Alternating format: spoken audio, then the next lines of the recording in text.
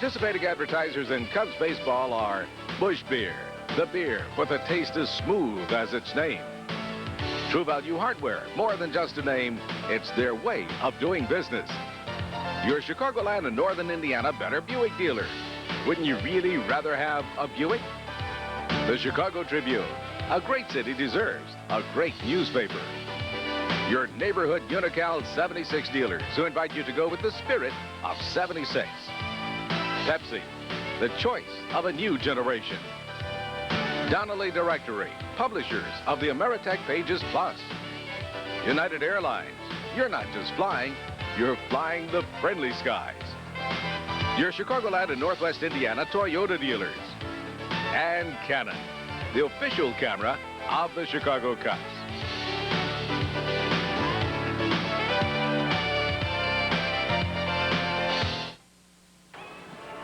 There you take a look at Wrigley Field. It's a cold and cloudy day. There was rain all morning, but no rain in evidence now. Weather forecast is pretty good here. The players are going to realize that they're not going to get any warmer, and they're going to have to deal with the wind blowing straight in, which is a pretty good wind for pitchers today. And the Cubs are going to need that kind of wind against Rick Russell, who's thrown so very well against them in the course of his career. Rick is 5-1 lifetime against the Cubs with a fine .230 earned run average. Last year against Chicago, he was 3-0 with a .260 ERA, and Steve Trout has had very good luck with the Pittsburgh Pirates. In fact, his statistics against the Pirates are his best against any major league team. He's 7-3 lifetime against Pittsburgh, so it should be a good pitcher's day with the wind blowing straight in. The umpires have taken the field. There you take a look at Steve Trout going through his warm-ups with Herm Starrett, and the Cubs are just about ready. So, Pat, you're up in the booth doing a Cubs game for the first time, and I think right now we're going to have to do the national anthem, and we'll get back to you after that. Working behind the plate is John McSherry. At first base, Frank Pulley. At second base this afternoon, Fred Brocklander. We're going to take a look at the Pittsburgh starting lineup. A name familiar to all you Chicago fans, John Cangelosi, formerly the Chicago White Sox, leading off and playing left field. Barry Bonds hitting second and playing center field. Johnny Ray at second base, the switch hitter. And Jim Morrison at third, off to a great start this year. Mike Diaz starting at first base in place of Sid Bream. Bobby Bonilla, another former White Sox player, in right field. Junior Ortiz behind the plate. Rafael Belliard at shortstop, and on the mound, Rick Russell.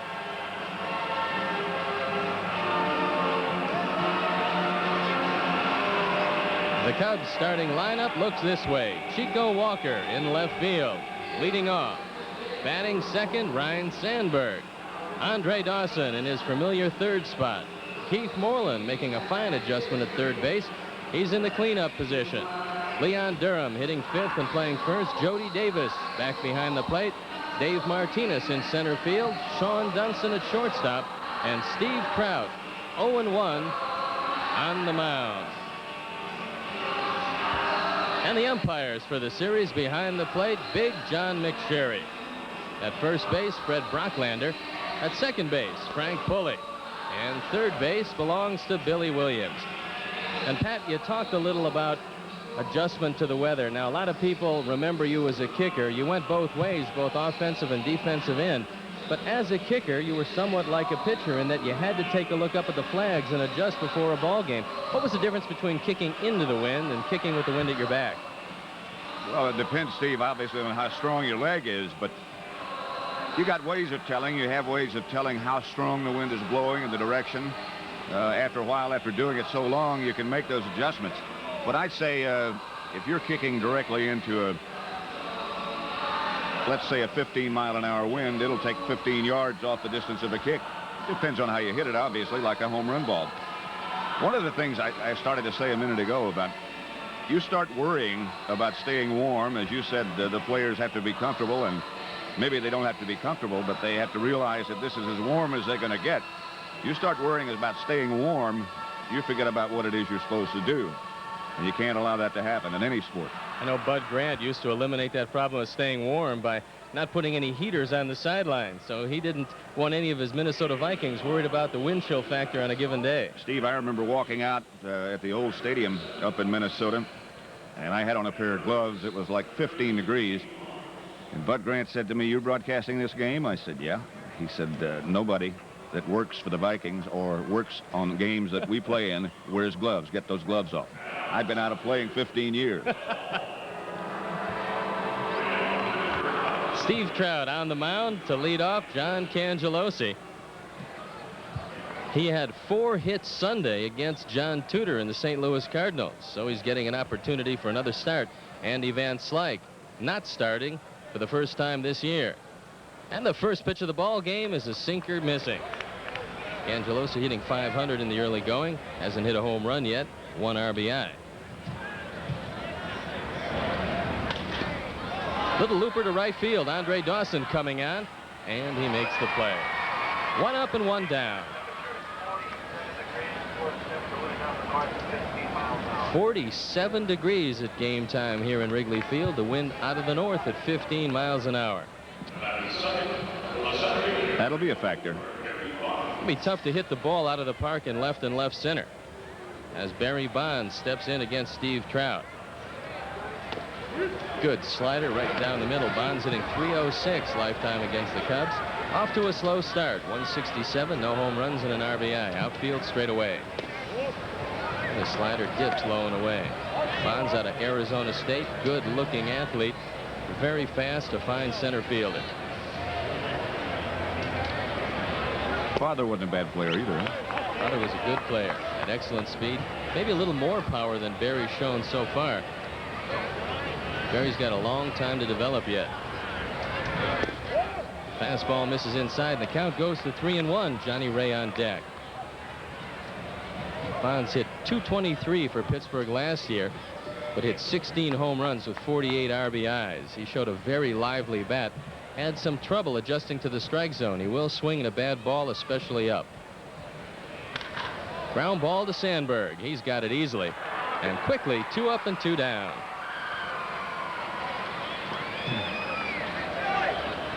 I had some doubts yesterday looking at the way the weather was and the rain. Some parts of Chicago had almost 2 inches, about whether we'd be working today or not. Outfield's a little soggy, but the Cubs are blessed with a fine ground crew headed by Luby Veal, and they've done a good job on this field. There you look at the defense of the Cubs. Only difference, the platoon in left and center field. Johnny Ray takes one down. 240 this year, 4 RBIs in the middle of the lineup. And he's hit the Cubs very well over the course of his career. Fouls this one off to the right. Well, you should be used to cigars. I understand your partner, John Madden, does a few things with them up in the booth. Yes, he does. Basically, he chews them from start to finish. Didn't mean to swing. Tough play for Steve Trout. He comes in on the wet surface, can't pick it up, throws to first, and it goes down the line in right field. And they're going to call him out. Interference, I believe, on Johnny Ray. The call by John McSherry. He was inside the baseline. And no doubt about it, he was. Let's watch it again. Well inside the baseline. Watch Johnny Ray. This would have been a base hit. Way inside the baseline. And stays there. Absolutely. A fine call by John McSherry. As you can see, he interferes with the throw, so he's out on interference. And the Pirates go 3 up and 3 down in the top of the first inning. There is no score.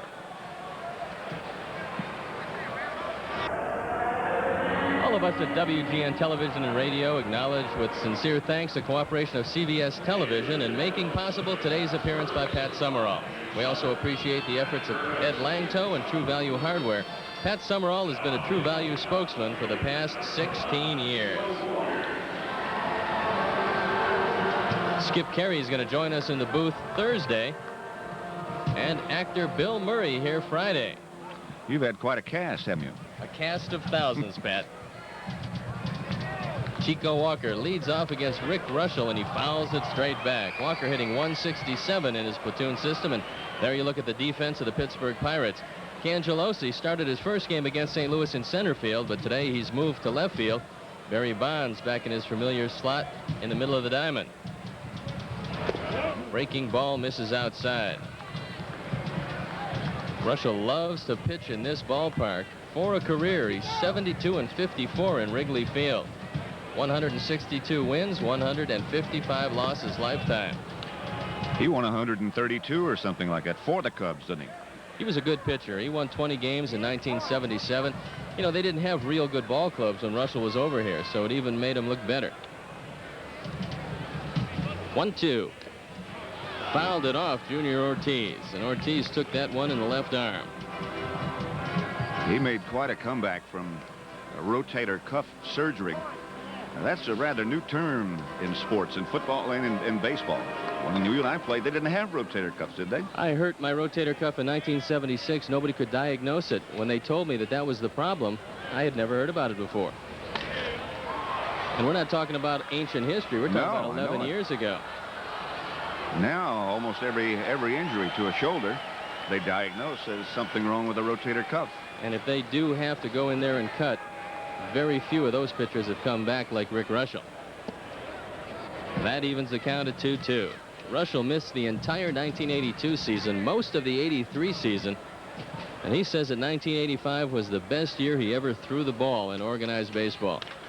Line drive right field. Bobby Bonilla can't get to it. It bounces in front of him. He knocks it down, and Chico Walker leads off the ball game with a solid base hit to right.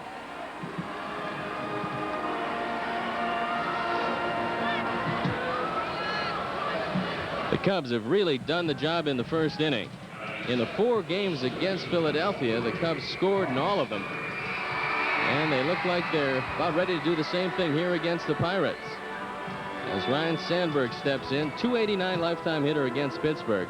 Off to his .286 start with a home run and 3 RBIs. And he takes a fastball for a strike.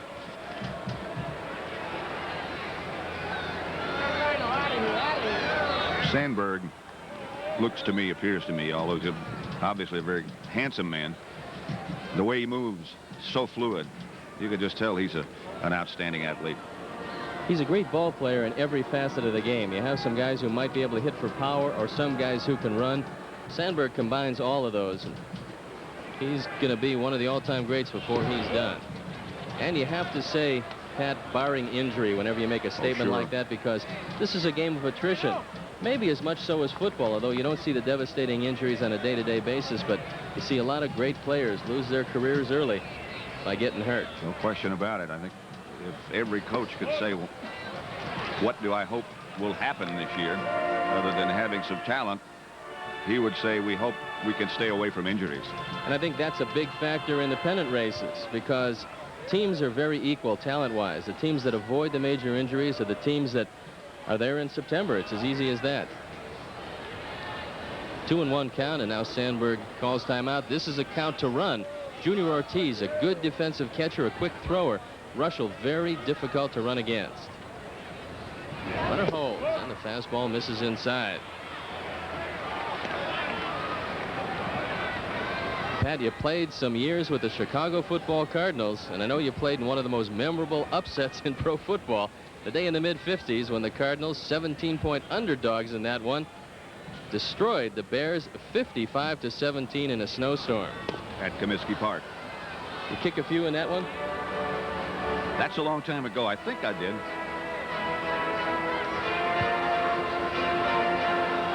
Some extra points I know I kicked. You were in the days when you had to go both ways. There wasn't a whole lot of options. Full count on Sandberg. Quick throw to first base. And you have to figure the way the Cubs have been running in the early going, and they're 13 for 13 in the stolen base department, that Chico Walker is going to be running. There he goes. Ground ball to second base. No play at second. Over to first base, and Sandberg is out. But the fact that Walker was running got him in safely.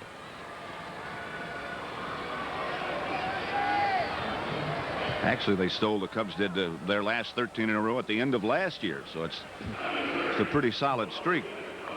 I noticed Gene Michael was saying we can't be a Ricky Henderson or Coleman who can steal every attempt against anybody. We have to be selective, and obviously they have been. Andre Dawson looking out at Russell, and he takes a fastball down. Dawson, 2 home runs, 4 RBIs, a lifetime .249 hitter against the Pirates. He's hit 20 career home runs against Pittsburgh. And Barry Bonds very shallow in center field. With the wind blowing in, he can cheat a couple of steps. Now Russell has fallen behind 2-0. There's an adjustment to the wind for you. Outfielders would never play Andre Dawson this shallow. But Bonds, figuring that the ball's going to be held up if it's drilled over his head, is trying to take away the little looper to center.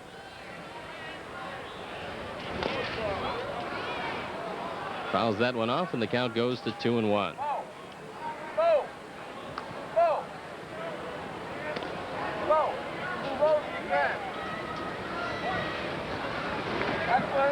I know you went to the University of Arkansas. Did you play baseball as well as football there? Played baseball, basketball, and tennis, as well as football. You didn't have much time, did you? No. Good slow breaking ball, and the count evens at 2-2. Well, 1 year of Class C where the conditions aren't too good probably convinced you that football was your future. That and the curveball convinced me. There's a look at Jim Leyland, the skipper of the Pittsburgh Pirates.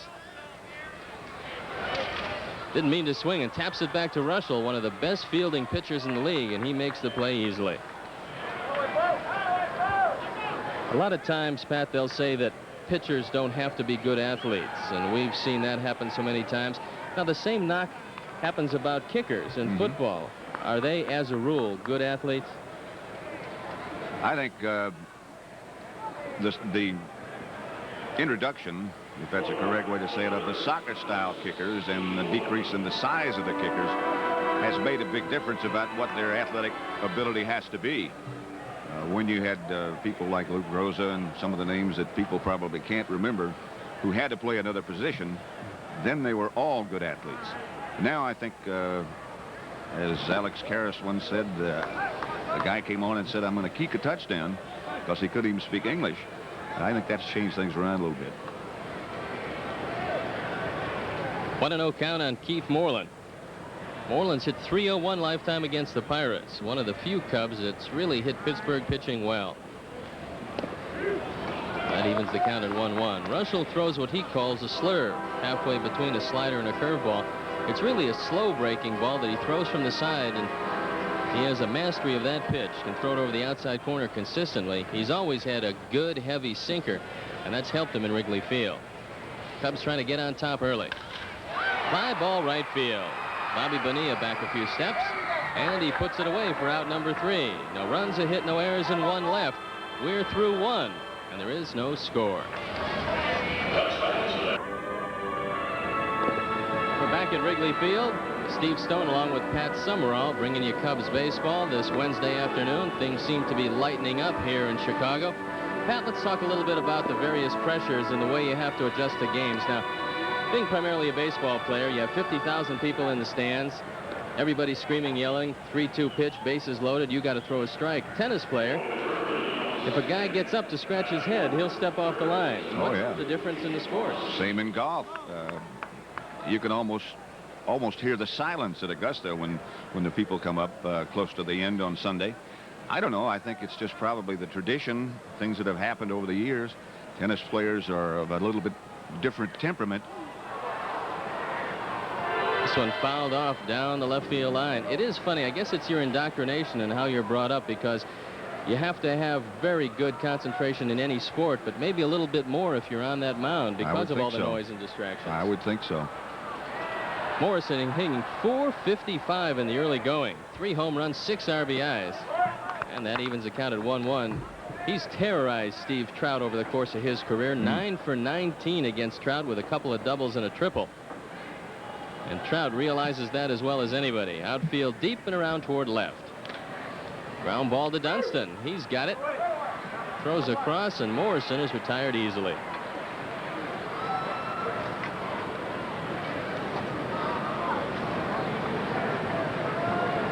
That'll bring up former Cub Mike Diaz. 300 lifetime average against the Cubs. As you can see, he's had a rough go. 0 for 6. Diaz with a lot of power. Pittsburgh looking for some guys who can hit the ball out of the ballpark. They got a little speed at the top of their order with Cangelosi and Bonds. They've got to have some guys to hit the ball out of the park in the middle, much like the St. Louis Cardinals who are depending on Jack Clark and Jim Lindemann. The Pirates depending on Morrison and Diaz. That Lindemann off to some start, huh? He's a Chicago area product, and the Cardinals realized he had the most power in the organization, and they had to give him a shot full time because last year they hit under 60 home runs as a ball club. He's the reason, I guess, that Andy Van Slyke is a Pirate. Look out. Way back in left field. Chico Walker looks up, and it's gone. Mike Diaz showing you some of the power we talked about, and he puts the Pirates up 1-0. An off-speed pitch. He drilled it deep to left field. And so much for that unfortunate start.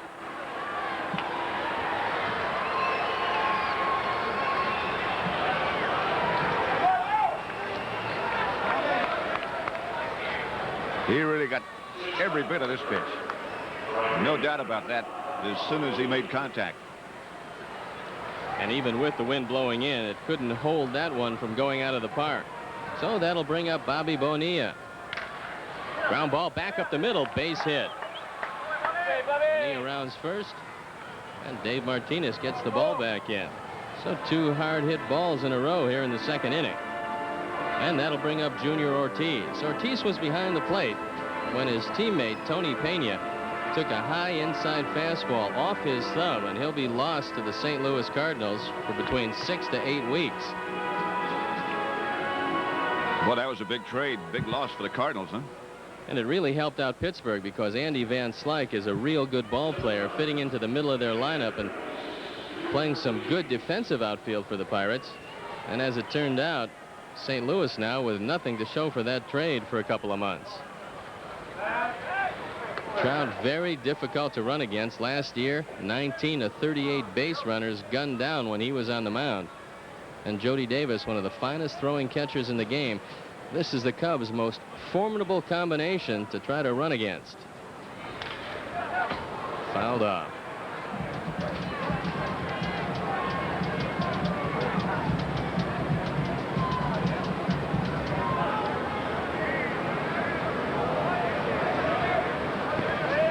A good look at Junior Ortiz.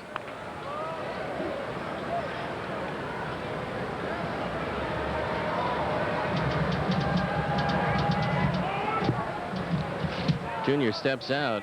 Ortiz hit .336 for the Pirates last year. Only played in 49 games. Didn't hit a home run. Had 14 RBIs.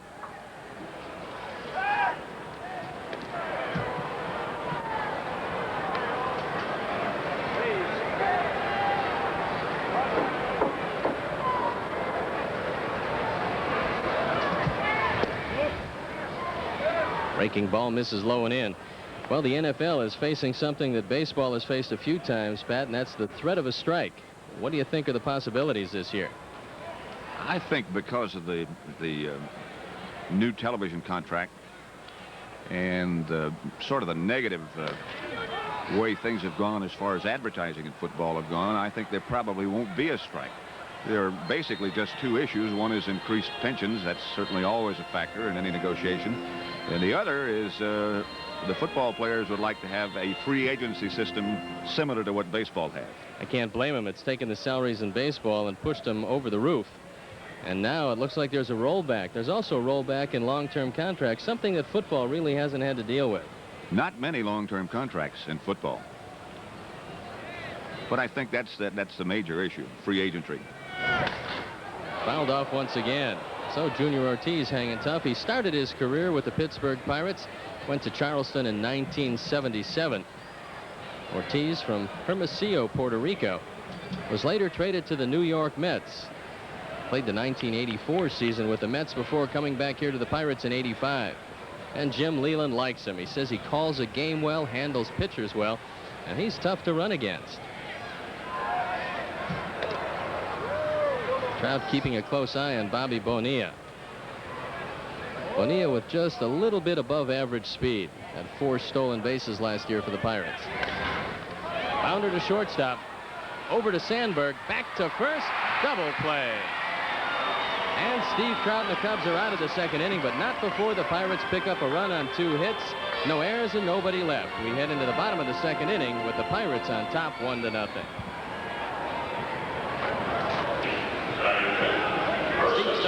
Pat Summerall back here as Leon Durham leads off the second inning. That home run was an oddity given up by Steve Trout, only the third time in his last 95 starts that anyone has hit a home run in the first 3 innings. Durham leads it off with a ground ball right at Johnny Ray. And while we have a moment, I'd just like to thank Ned Coletti for the great job he did in getting Jamie Moyer for Arnie and I the other night back in Philadelphia, and he brings us also the information on Steve Trout. So one of the great public relations directors and media consultants in the game. They certainly go a lot of times without the proper recognition. People forget what a job that is. And you know, as a broadcaster these many years, that they can really help you out. Oh boy, I'll tell you. That was something that Moyer did. I was sitting on the runway at O'Hare because we couldn't get a gate to get in, and they had the television on in the airplane. So I watched the last 3 innings. An exciting game, carrying a no-hitter into the 9th inning. Only born 45 minutes from the ballpark, so you know he had a lot of friends at the game. Quite a performance by the youngster. Jody hitting .333, 1 RBI, and he fouls it straight back, 0-2. Being a complete athlete, Pat, you really have to appreciate Rick Russell. He's a good basketball player, a very good athlete on the mound, does everything in the framework of this game well. He can bunt, he can field well. He just never does anything to hurt himself. Little tapper to the right side. Easy play for Johnny Ray. He's got it. And quickly, 2 up and 2 down. It's another piece of evidence we were talking about before. A lot of people say golfers are not athletes. Rick Russell, if you went to weightlifting school, you wouldn't say that he'd been working out with the weights a lot. He doesn't look like he would be that good an athlete, but he is very graceful. When you watch him come off the mound after a bunt, you'll see just how good he is. He is very quick. And Dave Martinez looks out at him, trying to keep this second inning alive. Cubs trail 1-0. The home run off the bat of Mike Diaz in the second inning. Breaking ball catches the outside corner. Martinez off to a slow start. Had a home run in the Philadelphia series. 2 hits in the last ball game that he started. And there you get a good look at Rick Russell. That evens the count at 1-1. The rotator cuff surgery that he had was actually done in 2 parts. He didn't have that severe cut that goes from the front of the shoulder to the back. He had it worked on twice, and so it saved him a whole lot of muscle tearing. Pull foul.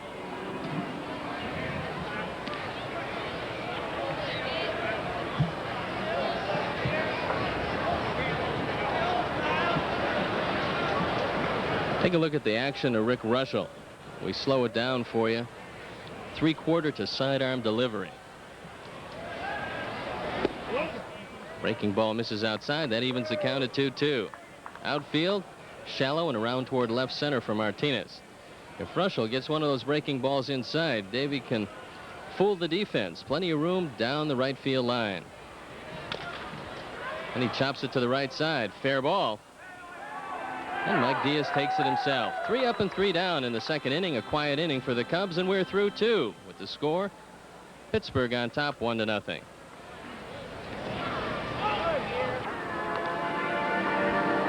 The handsome devil to my right is Pat Summerall, a veteran of many years in the booth, but getting a chance to do Major League Baseball for the first time in a long time. Well, I'll tell you what, I've always wondered, doing all the other sports, what it would be like. You do a lot of work. This is a tough job. Well, it's fun, but you're supposed to say that, and I'll give you the $10 afterward, because everybody's been coming up here, have been saying that it's real easy. So oh, yeah? We're trying to dispel that notion. Oh, I know better. Rafael Belliard to lead off the third inning for Pittsburgh. Belliard doesn't hit anybody very well except the Cubs. Squares as if to bunt, and there's a look at the hero of 2 nights ago, Jamie Moyer. He's got to be a sore young man. He threw 150 pitches, Pat. What did he strike out, 12? Struck out 12. Well hit to right center field. Dave Martinez going over, but Andre Dawson tried to call for it. Martinez took it away from him. The youngster taking it away from the man with 6 gold gloves. Andre did have his hand up, did try to call for it, but I guess they were lucky to avoid a collision. Well, he was coming. That's the play to make, because the center fielder is the captain of the outfield, just like the shortstop is the captain of the infield. And watch it again. Dawson trying to wave him away and just did get out of the way. I think Dave would get the worst of that collision. I imagine. Rick Russell, pretty good hitting pitcher, 1 for 2 this year, has 2 home runs lifetime in this park. Jim Morrison leads the Pirates with 5 home runs in this park. And the count evens at 1-1.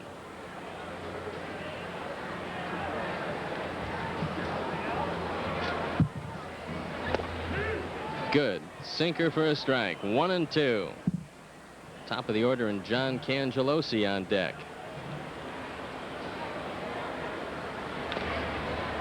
Fouled it off. From what you know of the injury to Jim McMahon and what you know of his dedication to the game, how do you think he's going to come back? Well, from what I hear, I haven't talked to Jim, but from what I hear, I think he could come back. They tell me he's throwing not very hard already. I know that last year in the offseason, he didn't spend a lot of time working on condition or whatever. Down the line, Durham knocks it down, tries to take it himself, and just barely beats Russell to the bag. One of the most underrated glove men in the league, Leon Durham, made a sterling play there. This is a great stop. Russell going in that direction. Almost got by Leon. Got the body in front of it. And now it's a foot race. Russell did get down the line pretty good. He gets down the line well. Watch it again. We'll watch the tag at first base. There comes the bull, winning by an eyelash. Speaking of collisions, that would have been some collision. I don't think either party would have fared very well on that one. No. Cangelosi flied out to right field to lead off the ball game. And as you can see, having a pretty good go of it early. He said before the game that little men always have to prove themselves. Is that the way in any sport? That's pretty true. That's pretty true. I think one of the great examples of that, and I hate to keep talking about football, would be Joe Morris of the Giants. He's only about 5'7". He certainly has proven himself the last few years. Outfield straight away. Moreland taking away the bunt at third. And Cangelosi holds up, and the appeal to first base. Strike 2. 1-2. John not very happy with himself.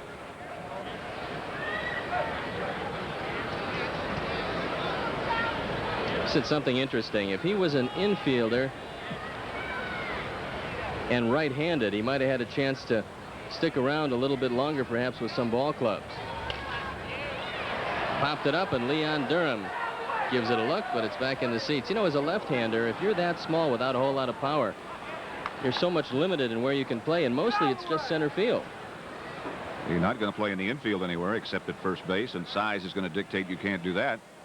So he's resolved the situation, I guess. And without any power, they really don't like you to play the corners in the outfield. So you have one spot, and if you can't run, you start selling cars. Yeah, you better be looking for another job. 1-2 count on John Cangelosi. Takes one inside. That evens the count at 2-2.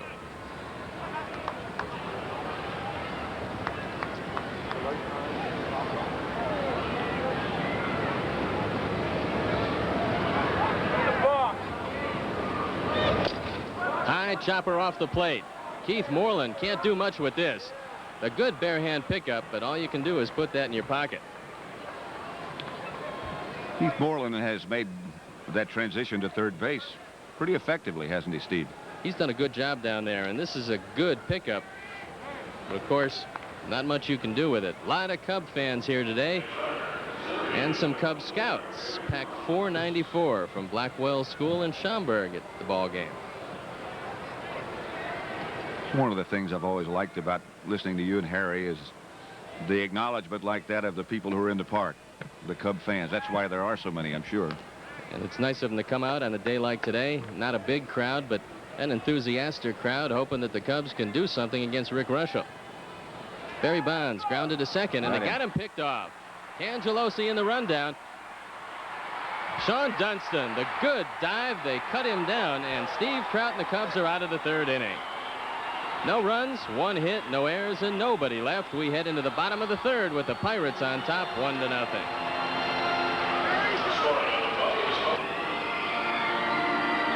You're watching WGN-TV, Channel 9 Chicago, America's #1 sports station. Sean Dunston to lead off the bottom of the 3rd inning. And a breaking ball misses high and away. Dunston hitting .323 lifetime against the Pirates. He's had pretty good success. And let's watch the move once again. Sean Dunston almost lost this foot race. That dive is what did it. Looked like a defensive back going after an end toward the sidelines.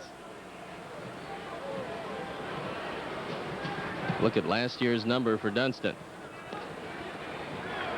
2-1 count. Happy birthday to a big Cubs fan, John Eriks, at the ballpark today.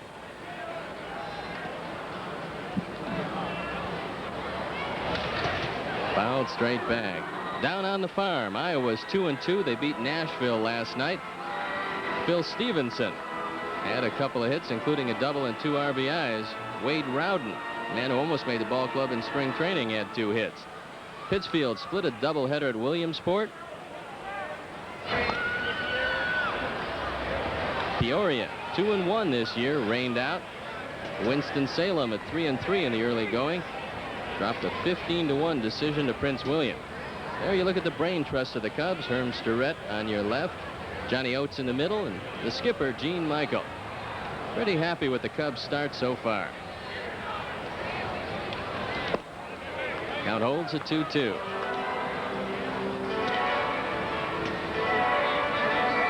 And Jim Leland.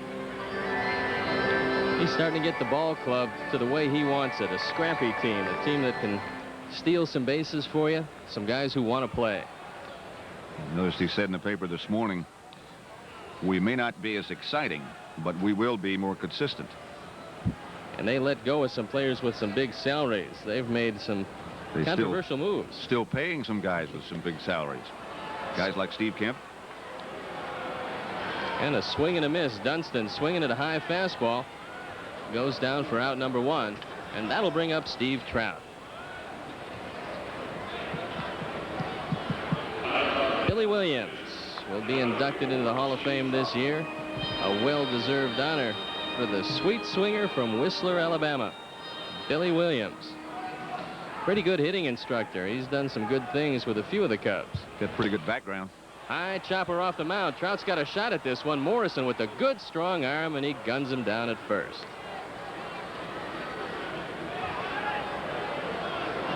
We've talked a lot about it before, Pat, but do you think that one of the biggest challenges in the 80s in all sports is motivating the comfortable player? I don't think there's any question about that. I remember when Ray Perkins left to go to the University of Alabama, he just said, I haven't figured out a way yet to motivate the players the way I'd like to. It's just hard for me to tell a guy he's supposed to do this or he's supposed to do that when he's making 5 times more than I am. But that's going to be rectified in New York. You have an announcement to make. Well, just saying that we just got a message to the effect that the Giants are reportedly very close to signing a new contract with their head coach, Bill Parcells. 5-year deal worth $750,000 a year. They don't have too many players making more than that. No, he's done all right for himself. Walker led off the ball game with a single. And Russell throws it by him. Well, I guess when you can write the names of Lawrence Taylor and Joe Morris and Carl Banks in your starting lineup, you're going to make some money as a coach in the NFL. You should. Line drive hit down the left side. Curving foul. John Cangelosi ran out of room. Walker hit the ball well. And you're going to have to go with the pitch against Rick Russell. He keeps the ball away from everyone. When he comes in, he usually comes in for a ball. And he's a guy who throws the good sinker. And you know he's not going to walk a lot of people. He's going to make you beat him. He's not going to beat himself. It's one of the things that Moyer said after the other night. He said, I think I surprised him by coming inside so much. He hasn't been doing that before, has he? Not often, but he had 14 3-ball counts. And it was a night when he was throwing a lot harder than he's used to throwing. And he set up his good changeup away with the fastball inside. Full count on Chico Walker. Ball 4, he walked in. So Walker's aboard, keeping alive the 3rd inning, and that'll bring up Sandberg.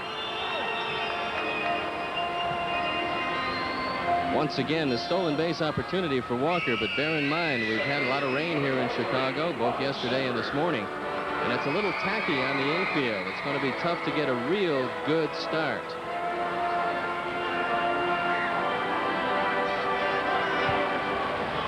I was reading that stuff in the paper this morning, Steve, about the platooning that Gene Michael's doing in center field and left field. You ever met a player that liked to be platooned? Well, I met a lot of players who made a lot of money platooning. Oscar Gamble, for one, hitting against right-hand pitchers. You know, and Bobby Dernier is not ecstatic about the platoon system, but he's off to a .600 start, and he's doing it because he's facing left-hand pitchers. You don't have to see that curveball breaking away from you. It's a lot easier to hit against left-handers, and if both guys hit, it can make both of them that much of better players. No question, but they'll be a lot fresher, probably field a lot stronger. And hard to accept the role, however. Yep.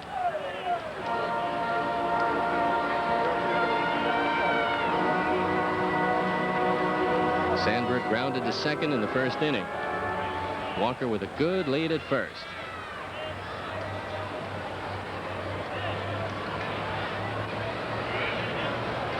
Pitch out, nothing doing. So they're very concerned about the speed of Chico Walker. There's one man in short sleeves in the starting lineup for Pittsburgh, and that's the pitcher, Rick Russell. Said he'd like to have at least one more veteran on his ball club to steady some of the youngsters. It's a very young Pittsburgh club. You know, it's funny.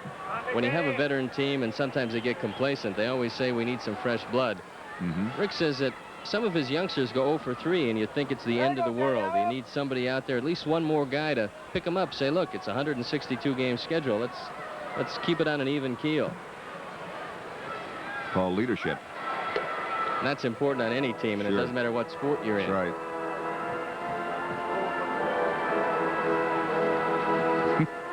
That looks familiar. It's a chore and a job to stay warm today. Fouled off down the 3rd baseline. So the count moves to 2-2. 2 outs here in the bottom of the 3rd inning. The Cubs trail 1-0. They've been out hit by the Pirates 3-1. Rick Russell battling Steve Trout. Both pitchers throwing the ball well, and the only thing that Steve Trout probably regrets is the home run in the 2nd inning with 1 out. Mike Diaz taking a changeup out of the ballpark in left field. Swing and a miss on a sweeping breaking ball.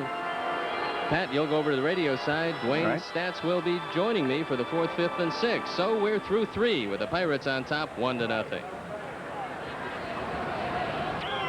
Hi again, everyone. Welcome back to Wrigley Field as we move into the 4th inning.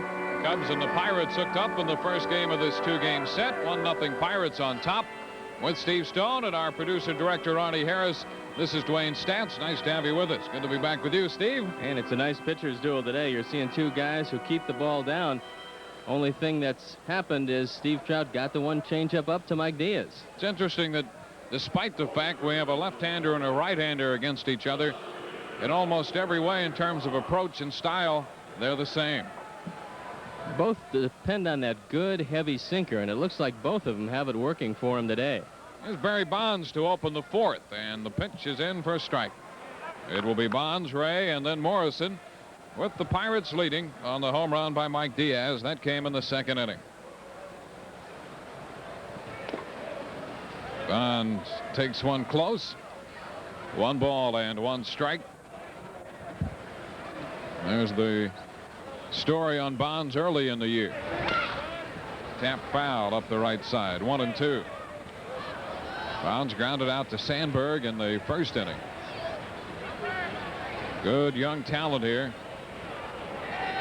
You know, the Pirates get any pitching, they're going to have a pretty good ball club. They have the makings of a pretty good team. They have a lot of youth and some kids you figure will get better. Pitch is upstairs, 2-2. They have some problems with a legitimate stopper. Don Robinson is the man that Jim Leland looks to now, but You wouldn't call him one of the premier short men in baseball. Brian Fisher is the man they used to bring it to Robinson. Pitch misses a little close, and the count is 3-2.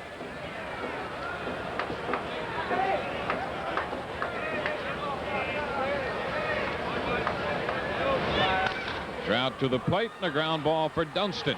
Sean's up with it, and the throw to Durham at first is in time. So Barry Bonds is out short to first to open the fourth.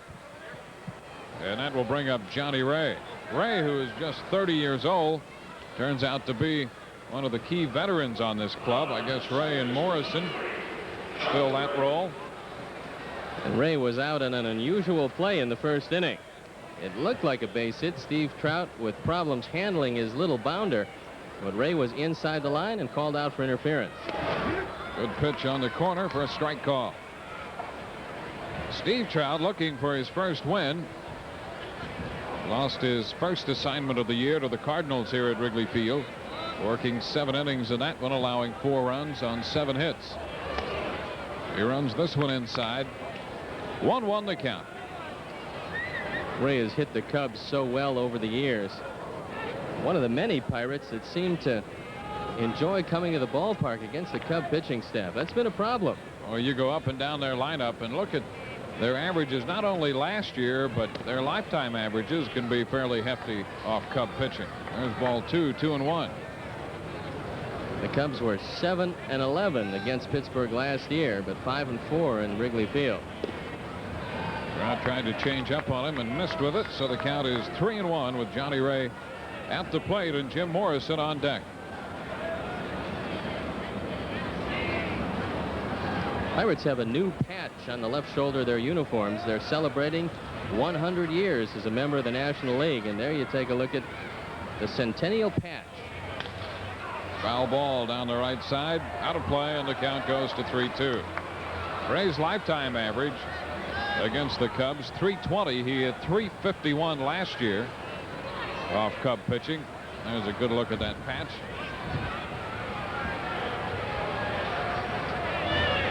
Ground ball again. Dunston. Sean up with it. An easy toss to first. In time, Ray made sure he stayed in the runner's lane that time. Looks to me like the main difference in Sean Dunston from the time that he came to the big leagues until now is he has some sort of an idea when to throw the ball hard and when to take his time. Now, he knows Johnny Ray doesn't run particularly well, especially from the right side. And the first 2 ground balls this inning, he's taken his time and gotten the ball over there. Used to be he'd just gun everything, and he made some inconsistent throws. So he looks more at home at shortstop with every passing game. 2 up, 2 down. Here's Jim Morrison. Morrison grounded out to Dunston in the second inning. Coming into this game, Morrison had hit 3 home runs, accounting for the entire Pirate home run output until Diaz got hold of one in the second inning.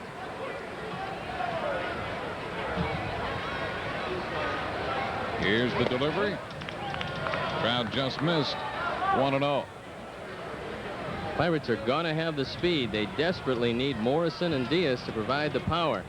Bonds will hit a few home runs, but these are legitimate power guys in the middle of the order. And the pitch is low. 2-0. Do you think Van Slyke is going to provide some more power moving into Pittsburgh away from the St. Louis and the spacious alleys? I think he's got a chance to hit double figures consistently, 15 to 20 home runs. I guess anytime a club acquires a player, they're optimistic about his potential. The Pirates would like to see him in that 20 to 25 neighborhood. There's ball 3. But realistically, if he could give them 18 to 20 home runs, I think they'd be happy with that. And he's already helped them defensively. They were talking about his defensive prowess and the fact that he's going to shore up that outfield. There's ball 4, so Trout misses to Morrison, walks him. First base on balls allowed by the Cub lefty this afternoon. And it brings up Mike Diaz. There's Gene Michael surveying the situation from the Cub dugout. Diaz lined the home run into left field in the second inning. This guy had the 4th best home run to at-bat ratio in the National League last year. Diaz hit 12 home runs as more or less a part-time player.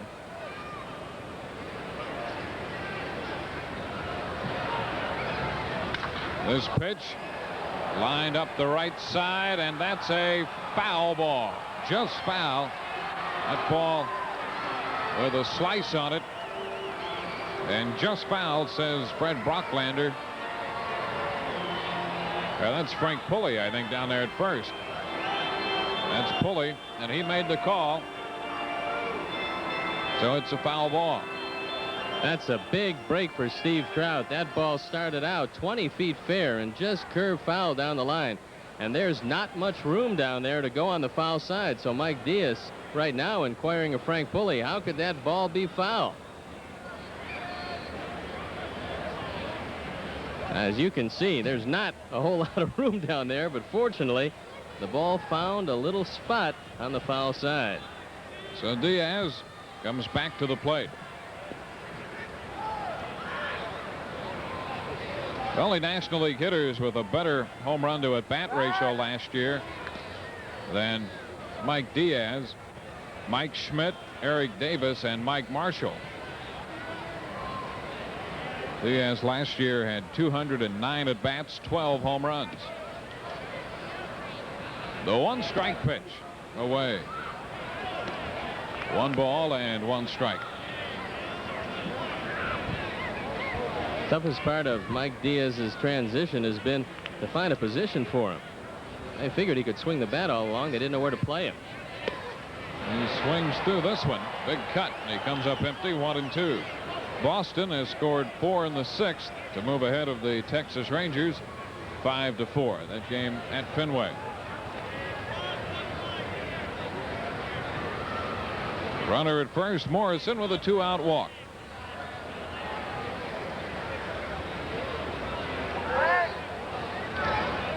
Another move over there. Outfield pulled around to the left side with Diaz facing Trout. Dawson well off that right field line. Another move to first. Morrison back in. Andre a good 90 to 95 feet off the right field line. So they're giving Diaz all of right field. And the pitch is too low. 2-2 now.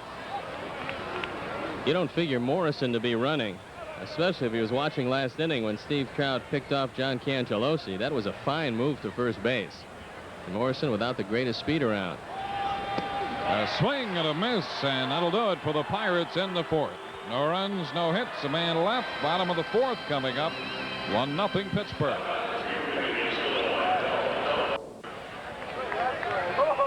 We go to the bottom of the 4th. It's 1-0. Peter Handley from Major League Productions is with us. And Peter, you've been involved in something that's going to be very special and very dear to the hearts of most Cub fans, and that is the video and audio history of the Chicago Cubs.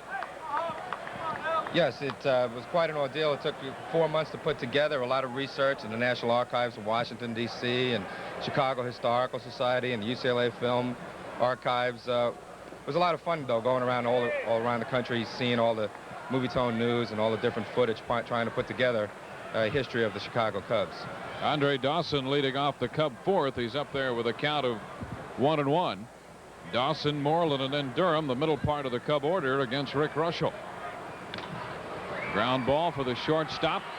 Charged by Belliard, and the throw to first in time. So Dawson's out 6-3. Did you find yourself zeroing in on one or two particular areas of Cub history that you thought were particularly fascinating? Well, we felt that a lot of the buyers of the tape would be of our generation, and so we tried to focus on the '69 season, of course, and the '84 season, feeling that a lot of today's fans grew up with the '69 team and were reborn with the '84 team and came back to be Cub fans. And so a good part of the film focuses on that, but it also includes Cap Anson and Ernie Banks and players before that era. Keith Moreland takes the first pitch low, ball 1. How long does it run? It runs 1 hour. It's a home video that'll be available in the stores. It's available right now in the stores, and you can also call a 1-800 number that's going to be broadcast on the GN game starting Friday, so you can get it either in the stores or through a mail order. And I know from being involved in some of the productions that you have had so much to do with in the past, it's going to be a quality item. There's no question about that. Well, I thank you. One of the reasons that is a quality item is that since 1948, WGN has been broadcasting the games, and it's nice to have that footage to go back on. Prior to 1948, it's a little tougher, but I went up to the Hall of Fame and acquired some old movies and talked to Lou Fonseca, who used to be the Chicago film baseball man who did quite a bit of film of the Chicago Cubs. Keith Moreland takes that 2-1 pitch and lines it into left by Morrison for a base hit. So the Cubs have a 1-out single from Keith Moreland at first with 1 gone, and Leon Durham will be up there. Well, Peter, we're looking forward to seeing the film, seeing the tape, and I know most of the fans are looking forward to picking it up. It's available now, right? Available in stores right now on home video, and like I said, through mail order through the Cubs. And if your video stores don't have it, tell them to get it. All right, thank you. Peter Hanley with us from Major League Productions. Here's Leon Durham. Moreland at first, 1 gone. Pitch is outside, ball 1. Durham grounded out to second his first time. Cubs trail 1-0 here in the bottom of the 4th inning.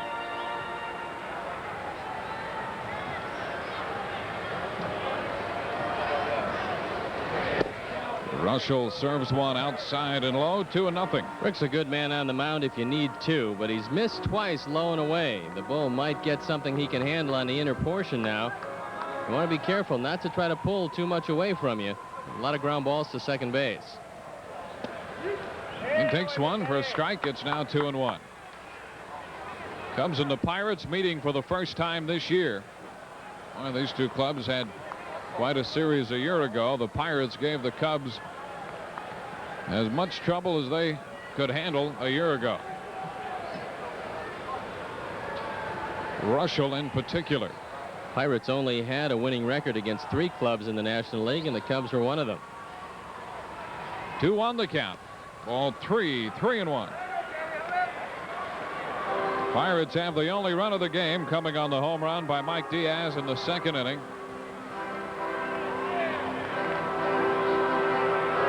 Keith Moreland, the Cub base runner. 1 gone. And Durham just could not quite wait for that 3-1 pitch to get there, could he? That's the definition of a crafty veteran. A 3-1, a fastball situation. Leon Durham, a power man, looking for something he can hit a long way. And all Rick Russell did was take a little something off the fastball, and the bull tied himself in a knot trying to wait for it.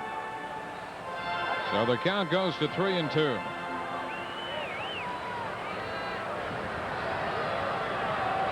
Runners going. The pitch is high for ball 4, and that's the 2nd walk issued by Rick Russell.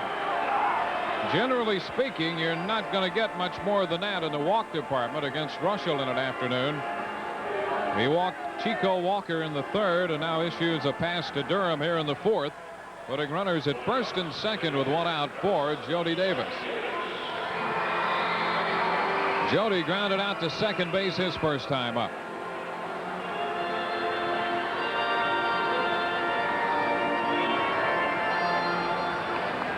Jody at the 300 mark this time in.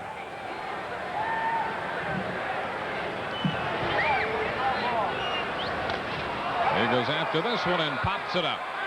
Mike Diaz under the ball on the infield fly and takes care of it for the out. 2 gone in the Cub 4th, and it's up to David Martinez. The Pirates have a dependable, if not flashy, double play combination in the infield in Rafael Belliard and Johnny Ray. Now, Jim Leyland had some flexibility. In spring training, he could pinch hit for Belliard late in the game and call on Onyx Concepcion, but now Concepcion is on the DL, and Belliard has been getting the full look at shortstop. He is the man, with Billy Allman occasionally able to spell him in the infield. You'll remember last year when Sammy Khalifa got a good look, Belliard simply beat him out of that position at shortstop. Here's David Martinez, and the pitch is wide, ball 1. As good a year as Belliard had against the Cubs last year, you can't help but think the Cubs had a lot to do with helping him win that battle.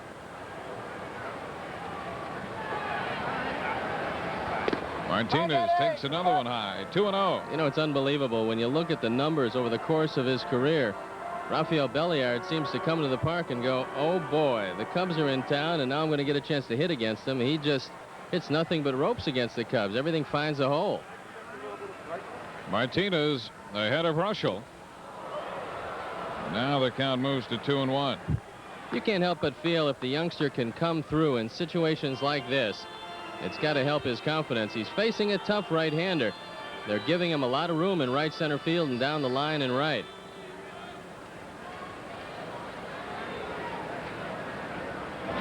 There's a pitch too high, 3-1. If you're pressing a little bit, there's probably a million other pitchers you'd rather face than Rick Russell.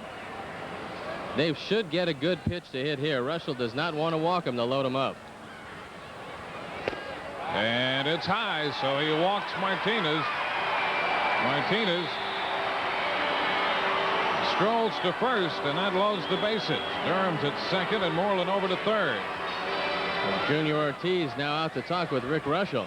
You know, you want to give Martinez a little credit there because he had every reason to be a little anxious. He's not going particularly well. He was ahead on the count. He might want to gear up. He's got a couple runners on, one in scoring position. But he took a couple pitches and draws the walk. And he took a couple pitches that were close, a couple pitches away, and the last pitch was just a little up and out of the strike zone. Well, there's Sean Dunston. Sean takes one inside, up a little bit, ball one. Sean trying to get it started in the early stages of the season. He's nothing out of one in this one. He struck out swinging against Russell in the third. Ground ball headed for the hole. Belliard up. Long throw to second for the force on Martinez, and that will do it. Belliard to Ray on a fielder's choice ground ball for the Cubs in the fourth. No runs, a hit. They leave 3 through 4, 1-0 Pittsburgh.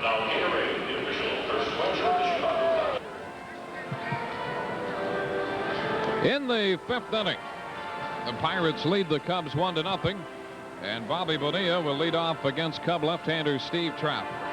Bonilla, Ortiz, and Belliard here. An oddity about Bobby Bonilla, he's hit 3 career home runs, and they've all been in Chicago. 2 with the White Sox, and here is a member of the Pittsburgh Pirates in Wrigley Field. So he likes this city. Doesn't have a whole lot of power, pretty much a line drive hitter, but he had a very good spring. He hit the ball well, and the Pirates figure he's just about ready to break out and become a dependable major league hitter. Bonilla joined the Pirates last year and got right into the act against the Cubs. He hit .367 off Cubs pitching last year. The pitch is too low, ball one.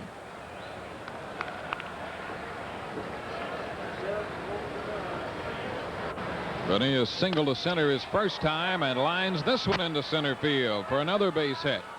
Martinez will make the pickup. Bonilla the turn at first, and he holds. So Bobby Bonilla is 2 for 2 this afternoon against Steve Trout. And here's Junior Ortiz. Ortiz and LaValliere will split duties behind the plate now that Tony Pena has been dealt to St. Louis.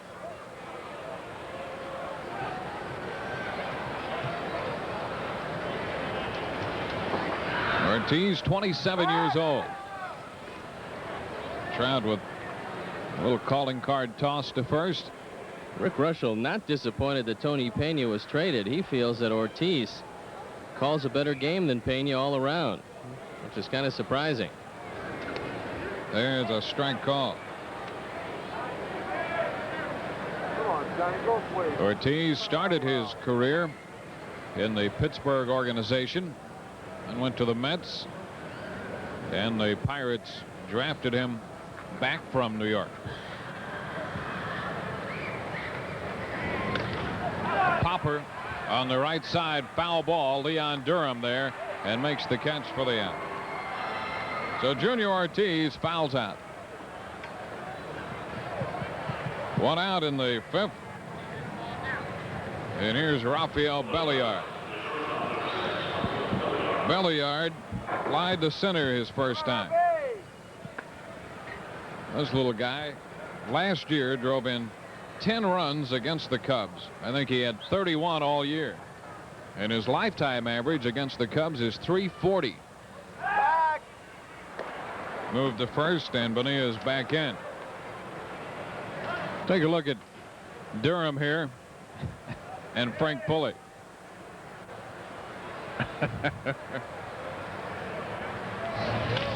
There's another base hit for the shortstop Belliard. Bonilla is going to try to go to third. The throw cut off by Dunston, and the Pirates have runners at first and third. How about that? Belliard picking up his first hit of the year against the Cubs. I don't think I've ever seen anything like it, Dwayne. Every time he hits the ball, it finds a place to land where there's no Cub players around. Watch it again. Belliard doesn't hit this ball hard. He hits it off the end of the bat. Just barely squibs it into center field. It's hit so softly that even Martinez with the great arm can't throw out Bobby Bonilla at third base. So with a pretty good hitting pitcher up, Steve Trout in a bit of a jam, and now Jody Davis talking with Trout about where he's going to throw the ball if Belliard decides to run. And of course, Rick Russell, a capable player all the way around. Now Jody Davis talking with Steve Trout. Russell grounded out to first his first time up there. In this situation, with a normal hitting pitcher, you like to see him bunt the ball up the right side. Not only do you get a run home, but you sacrifice a man to second. But Russell has the capability of pulling the ball hard down third base way where Moreland's in a couple steps. There's Bonilla, the Pirate base runner, at third, and Belliard aboard at first. Now Keith Moreland going over to talk with Steve Trout. And he wants to make sure he knows where Steve Trout is going to work Rick Russell. In a bunt situation, you want to throw the ball up and away. Now he wants to make sure that he doesn't throw that slider low and in, because Russell can get the head of the bat out and really yank that down the line. Russell, no signs of bunting there, and he takes ball one. Rick Russell with another look toward third to Gene Lamont. There's Lamont, who hails from Rockford, Illinois.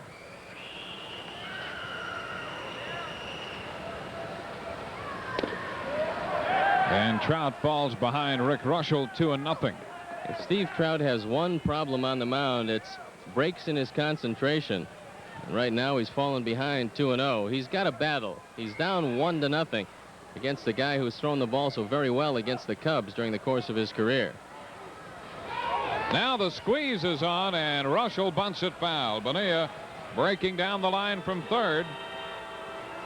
Russell got the bat on the ball and bunted it foul off to the right.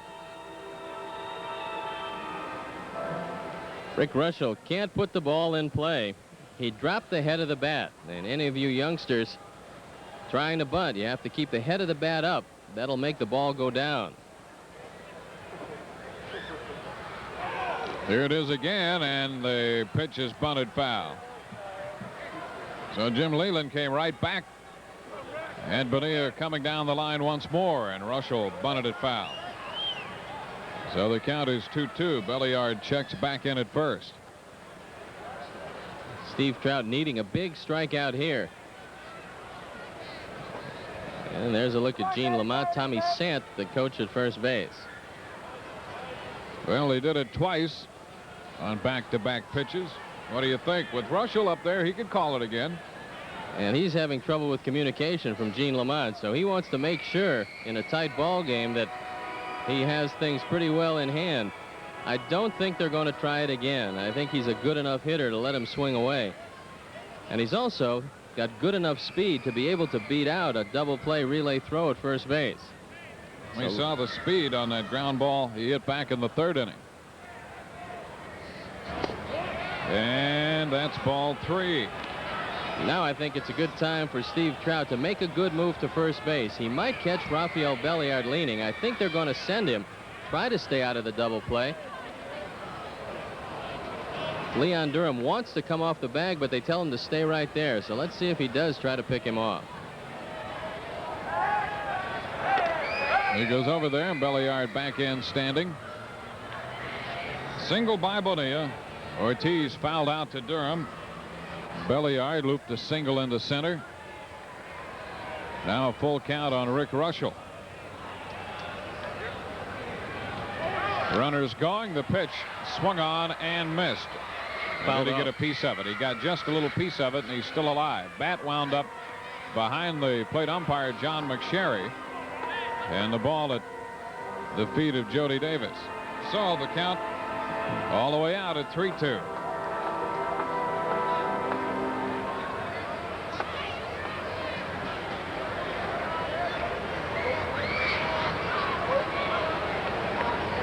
Trout to try it again. Runner goes. This pitch foul. And again, Jody could not hang on for the foul tip. Instead, just a foul ball. And Trout will have to make his third 3-2 pitch. Looked like it was off the foot of Jody Davis. And he's taking a beating in the early going. Is Jody right now. You try to buy some time back there, and a lot of umpires will just dust off the plate for you to give you an opportunity to get things back together. Now McSherry is checking with Jody. Trout about to make his third 3-2 delivery, and here's the squeeze. He did put it on, and it's bunted foul, so Russell is out on strikes, and the runners will remain at first and third. So they did try to pull the element of surprise on that 3-2 pitch. Here it is again. An unhappy Rick Russell. 3 attempts at the suicide squeeze, and Steve Trout, at least for the moment, out of some difficulty. You don't see Russell fail after 3 chances too often. Goes into the books as a strikeout. 2 gone with runners on the corners, and here's John Cangelosi. Cangelosi with an infield hit in 2 trips. Trout misses too low. If Steve Trout can get out of this inning, that failed suicide might come back to haunt the Pittsburgh Pirates. They really wanted the insurance run, and only Cangelosi stands between Trout and a good pitching effort this inning. Runner back in over there. That's Belliard at first.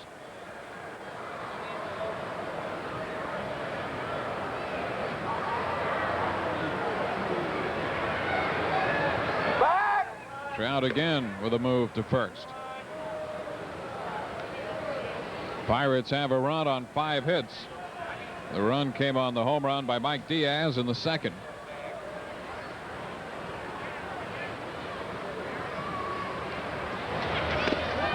Too high. 2-0. Cangelosi has 5 hits for the year. They've all come as a right-handed hitter. Right now he's 5 out of 10 for the young season.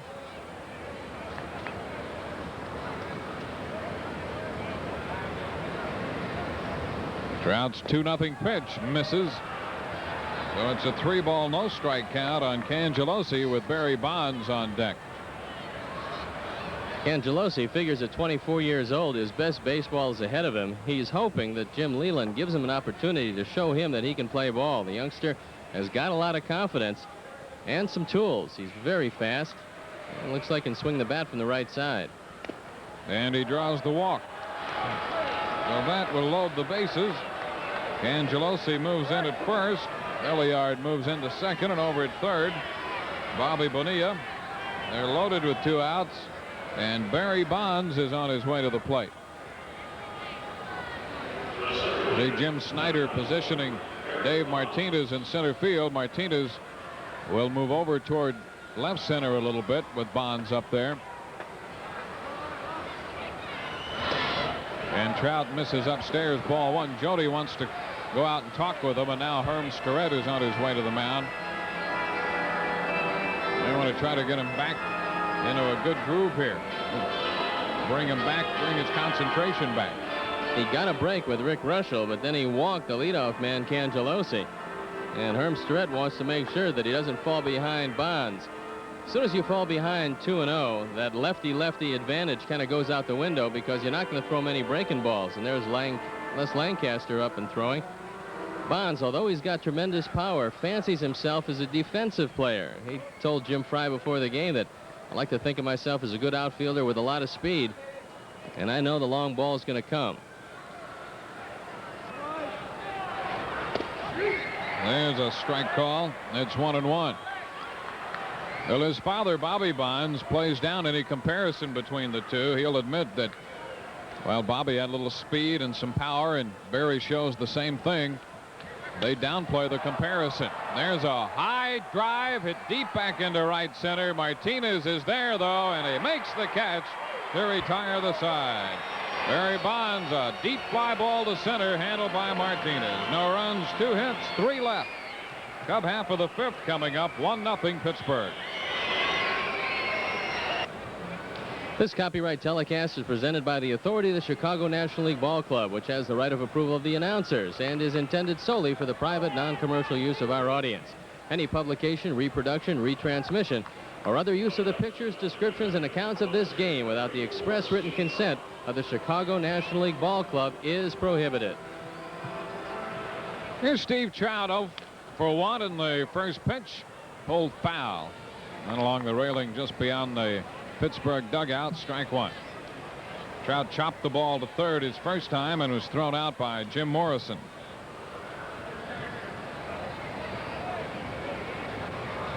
Rick Russell, the Pittsburgh pitcher.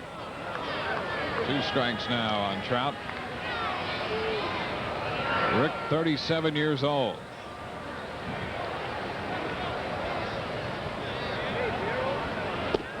Trout takes 1 wide. 1 ball, 2 strikes.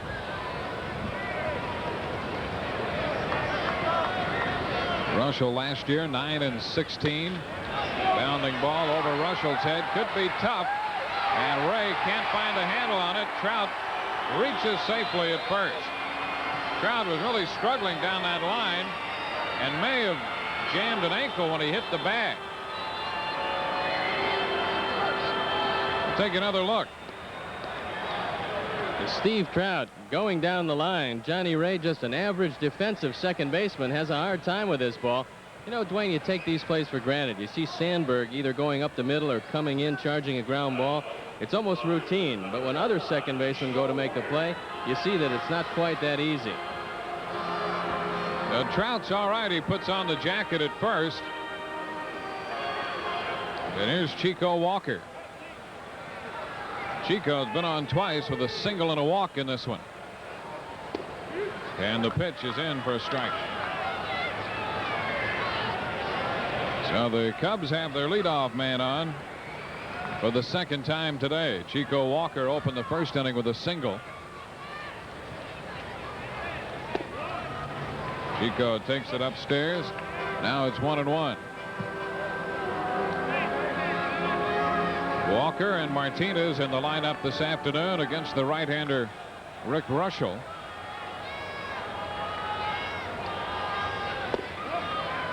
Low and in. 2-1 now the count. Dernier and Diet have been playing against the left-handers. Outfield a little soggy here at Wrigley Field, and the outfielders can't get a good jump on some pop-ups. There's a popper foul headed out of play. The count evens at 2 balls, 2 strikes. Cubs and the Pirates, first game of a 2-game set. Bob Kipper is scheduled to work tomorrow's game for Pittsburgh, and Ed Lynch will be on the mound for the Cubs. Montreal in over the weekend. Walker strokes one toward left center field. Cangelosi and Bonds on the move, and Bonds makes the catch. Fine defensive play by Barry Bonds in center field. He went to one knee and went sliding into left center field to make the grab on that line drive hit by Chico Walker. A defensive gem by Barry Bonds. The footing isn't good, but Bonds not affected much. Now watch him extend at the last instant. He reaches out, takes this one away from Chico Walker. Bonds, who does fancy himself a fine defensive center fielder, shows it to you on this one. That's the first out, and here's Ryne Sandberg. Rhino nothing out of 2 with a ground ball to second and a strikeout swinging here against Rick Russell.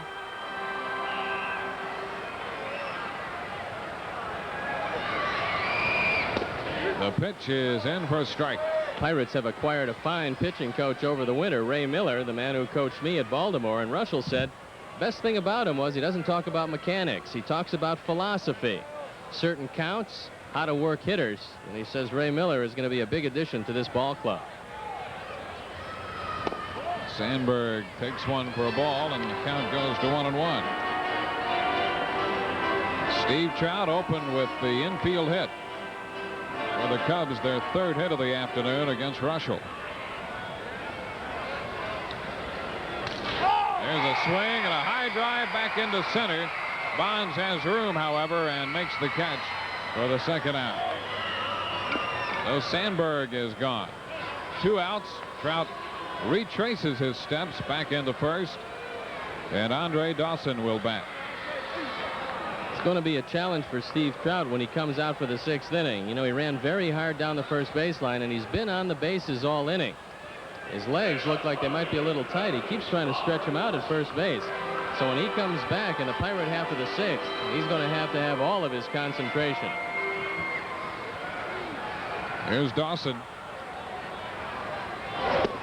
First pitch upstairs, ball 1. Russell has jammed Dawson both times up. He's thrown the good fastball in on his hands.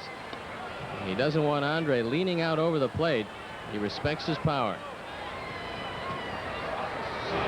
Dawson with a ground ball for Morrison. He'll go down to second for the force on Trout. And the Cubs are out in the 5th inning. No runs, 1 hit. The Cubs leave a man. They've stranded 6 for the afternoon. At the end of 5, 1-0 Pittsburgh.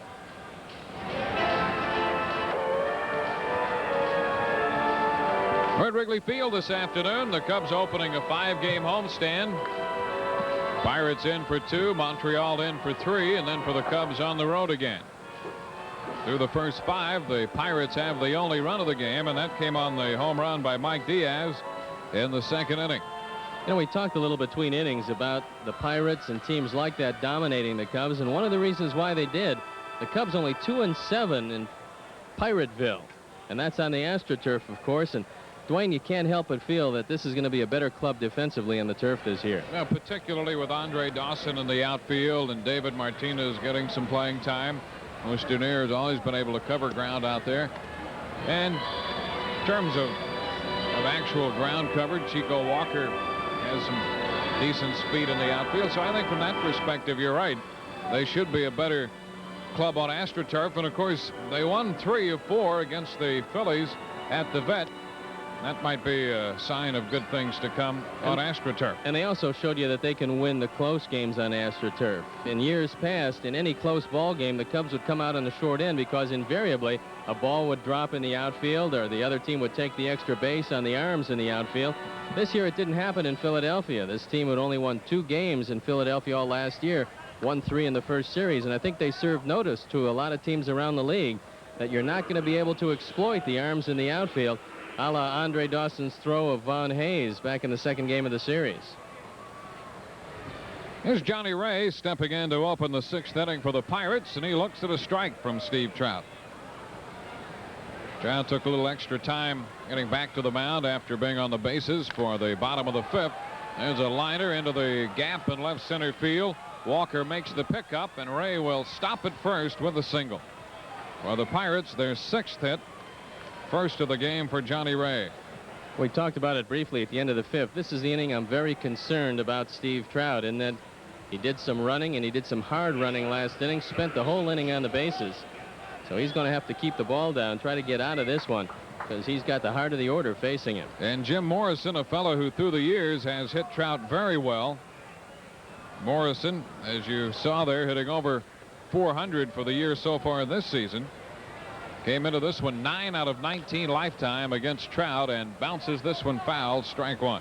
From the time Morrison came into the league, he's been known as a dead fastball hitter. If you can, you've got to get the breaking ball over to him, and you have to change speeds. You'd like to keep the ball away from him. He's very strong inside, and if you make the mistake with the fastball, he doesn't miss it too much. Trout misses with this one. The count is 1-1. There's another great hat shot. The frame is full of them. Arnie, get the wide angle. You got to be able to find a hat around those guys somewhere. 1-1 the count. Now Dickie Knowles up and throwing in the bullpen. Knowles coming off a fine performance in relief of Ed Lynch, picking up a save in Philadelphia. First time Knowles has been up today. Les Lancaster was up earlier. Ground ball. Dunston. He'll make the play at second himself. Throw to first in time for the double play. Dunston, a little indecision for just a beat, and then he decided to try to make the play at second base with a force on Ray and start the double play, and he did exactly that. Trout kept the ball down, and he got the ground ball he desperately needed. Watch Sean Dunston. He takes it himself, and Jim Morrison is no threat with the wheels. Watch Dunston again. You couldn't outrun this arm. You can tell by watching not only the outfielders but the infielders there. The entire playing surface is a little soft, and as a result, you're not going to get the quick starts and stops anywhere on this field today. Here's Mike Diaz, the difference in the game with that second inning home run, and the pitch is low, ball one. Diaz at first. Sid Bream will play most of the time over there for Pittsburgh. Bream, a left-handed hitter. Diaz, the right-hander, against Trout. Rolls this one through the hole on the left side of the infield for a base hit. That's his second of the afternoon. Second of the inning for the Pirates. Diaz has come through today with a couple of hits, but it's surprising that Bream didn't play. He's gotten off to such a terrible start against right-hand pitchers. Every one of his 6 hits this year have come against lefties. That's exactly right. And here's Bobby Bonilla, who's playing right field. Andy Van Slyke not in the lineup today against Trout, with good reason. Van Slyke is 0 for 15 lifetime against Steve Trout. And now Sid Bream has gone into pinch run at first base.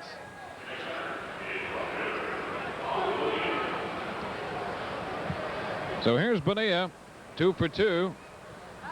Trout with a move to first. You're watching Cubs baseball on WGN Channel 9, Chicago.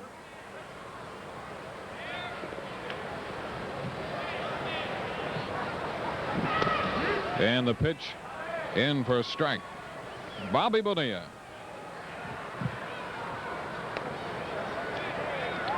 Bream with 13 stolen bases last year.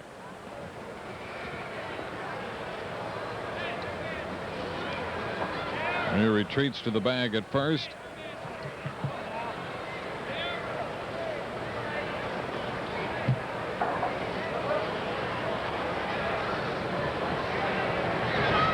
Trout delivers, and a ground ball. Sandberg gets to the ball, and the throw gets away from Durham. Here goes Bream over to third as Bonilla beats it in, and the Pirates will have runners at first and third. That will be a base hit for Bonilla, and an error charged to Sandberg, allowing the base runner Bream to move up to third. Here it is again. Watch how deep Sandberg is in right field as he turns completely around, makes the throw to first. I really can't believe that it's an error on Sandberg. That error has to go to Leon Durham. Maybe they'll Certainly the reconsider. ball was catchable. And on the play, Bream goes to third. Watch it again. Sandberg actually makes a pretty decent throw. The bull just has it hit off the end of his glove. Now here's Ortiz, Junior Ortiz, taking one low and outside, ball one. So a hit and an error, and the initial call, the error to Sandberg.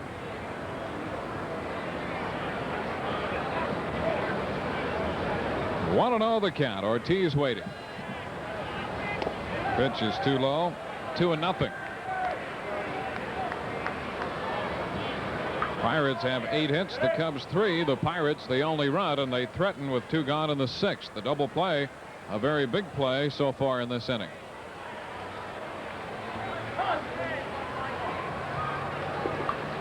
Trout back off the rubber.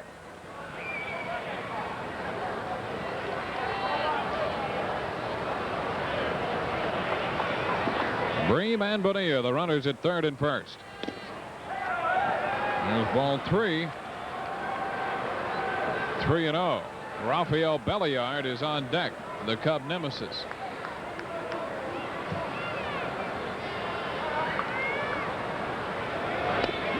And Ortiz takes a strike. 3-1. This is a big pitch for Steve Trout. He's not throwing the ball the same way now as he threw it the first 3 or 4 innings. And he doesn't want to get down to Belliard, who's been a thorn in the side of the Cubs. 3-1 pitch is made. Strike on the corner. The runner's going. Jody pumps to third, but no throw, and Bream gets back in there. So Bonilla will get a steal of second base on the play. And now the Pirates have men at second and third with 2 gone and a full count on Junior Ortiz. Pirates, or rather Boston, the Red Sox have beaten the Texas Rangers at Fenway 5-4. A grand slam home run of that game by Dwight Evans. Check swing hop, first base side, Trout with a pickup, and the throw to first in time to retire the side. So the Pirates are out in the 6th inning. They do not score. No runs, 3 hits, 1 error, and they leave 2. Bottom of the 6th coming up, 1-0 Pittsburgh. Here's a reminder to all you Cub fans that this Saturday and Sunday, April 18th and 19th, is Cubs calendar weekend at Wrigley Field. Every fan attending the Cubs Expos games on either date will receive a full-color Cubs calendar. Compliments of Budweiser and Bud Light.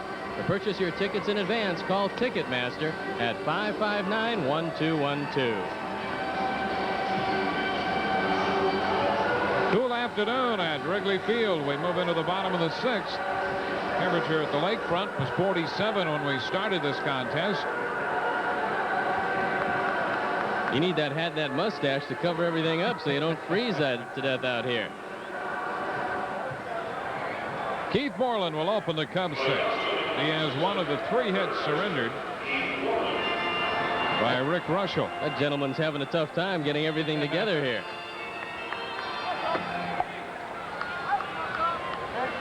He flat out to right his first time. Russell misses, low and away for a ball. Russell sailing right along here. He has struck out a pair and walked 3, giving up just 3 hits through 5 innings. There's a strike, and it's 1-1.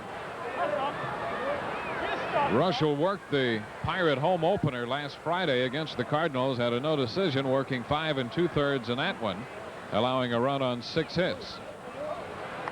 There's ball 2, 2-1. Cubs did not beat this man last year. He was 3-0 in 5 starts against the Cubs. And his lifetime mark is 5-1 against the Cubs. There's a high fly ball into right field for Bonilla. He's got room and makes the catch. Robbie Bonilla takes care of Moreland's fly ball. That's going to bring up Leon Durham. Durham nothing out of 1 with a walk. Pirates have Sid Bream at first after pinch running for Diaz in the top half of this inning. Bream stays on defensively. Durham takes a strike away. There's a look at Bream. You wonder if Steve Trout's going to come out for the 7th inning. The bullpen still busy for the Cubs. Strike 2 call. Now Durham's down 0-2. Bull opened the afternoon hitting .318. Rick Russell.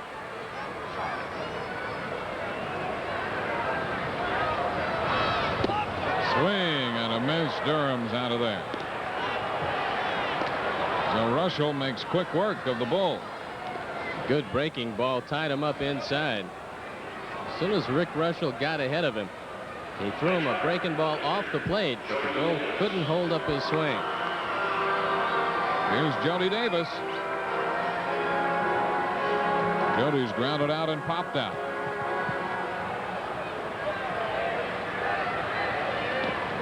Pitch in for a strike.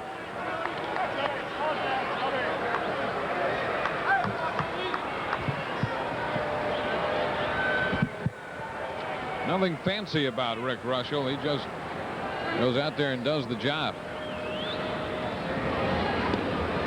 He's out in front of Jody Davis, 2 strikes. Russell knows what he's doing and is capable of doing it. Good command. Not a lot of flair, just quality.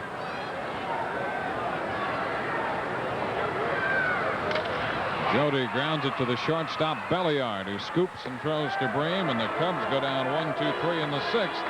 We're through 6. Pat Summerall is going to be back with us now. 1-0 Pittsburgh.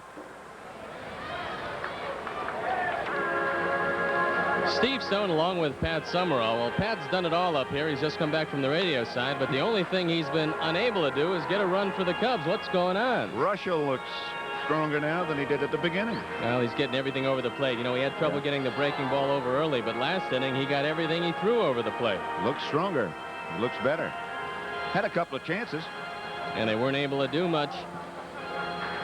The wind blowing straight in stopped a ball off the bat of Barry Bonds in the 5th inning from going out of the ballpark. That would have been a grand slam. Bonds got all of it.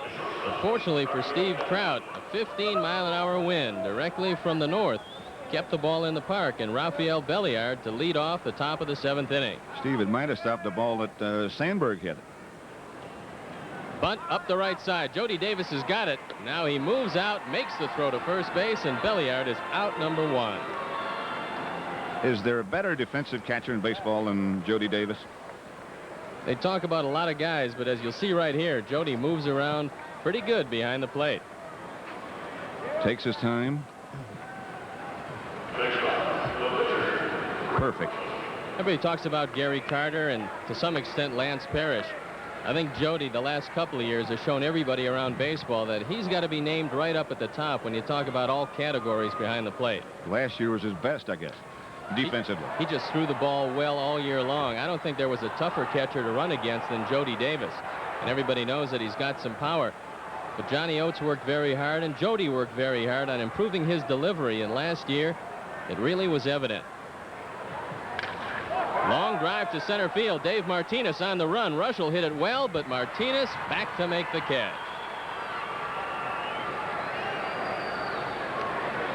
Pirates could have used that ball the last time he was up. The bases loaded. That might come back to haunt him. You know, with Russell up with runners at first and third, he had 3 shots at the suicide squeeze. Bobby Bonilla coming down the line, fouled off all 3, striking out, swinging on the third. And that's something that helped out Steve Trout. So Trout quickly 2 up and 2 down here in the 7th, and John Cangelosi steps up. He's 1 for 2 with a base on balls. Trout picked him off first base in the 3rd inning. Fouls this ball off. Russell attempting to bunt with 2 strikes surprised everybody in the radio booth. I was surprised too, the way this man hits the ball, and yet Jim Leland decided he needed the extra run. Outfield straightaway and shallow. Line drive right at Keith Moreland. He takes it himself, and that's it for the Pirates in the top of the 7th inning. 3 up and 3 down. We move to the bottom of the 7th inning. 1-0 Pirates. Cubs fans, we're all waiting for Harry to come back soon, but until he's back here at beautiful Wrigley Field, let's take our 7th inning stretch and sing along with this classic recording of Harry's. We head into the bottom of the 7th inning. It's going to be Martinez, Dunston, and probably a pinch hitter for Steve Trout to face Rick Russell. Pat Summerall along with Steve Stone. And there you look at Sid Bream, who takes it easily, and Martinez is out number 1. So Dave 0 for 2 today. Let's take a look at Keith Moreland to end the inning. That's why they call it the hot corner, Pat. And if you had any doubt about whether or not he'd be able to handle it, certainly from a standpoint of quick hands, he exhibited some right there. There you look at the bullpen. Up and throwing for Pittsburgh. Steve, you're going to have Skip Caray with you? Skip Caray tomorrow. Bill Murray on Friday. That should be interesting. And a couple more celebrity guests confirmed. We'll get to that in a minute as Sean Dunston pops one straight up. Dunston's going to be 0 for 3 if this one comes down. And it does in the glove of Johnny Ray.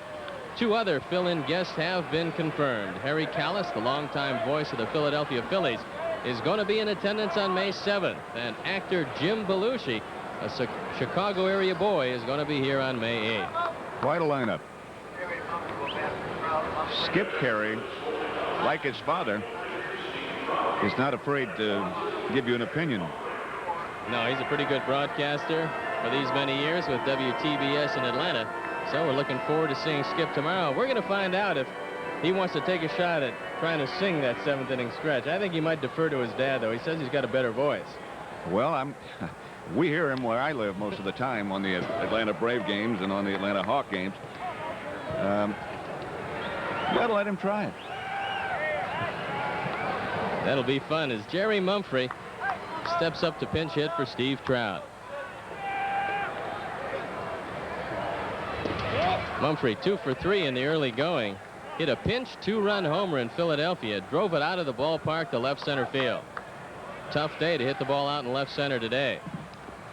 Swing and a miss. Well, a lot of Cub fans in attendance. Don, Helen, and Jan Van Borsch are here from Goose Creek, South Carolina. That's got to be one of your favorite towns.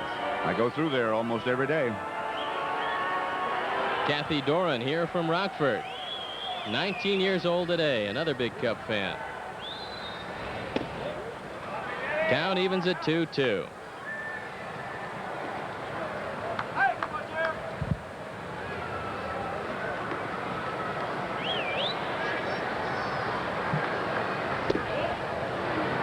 And the count runs full on Jerry Mumphrey, a switch hitter who's much better from the left side. Jones and Smiley up throwing in the bullpen for Pittsburgh. Ball 4 outside, walk number 4 issued by Rick Russell. Cubs have only 3 singles as the sum total of their offense today against the big right-hander. So they've been held pretty much in check.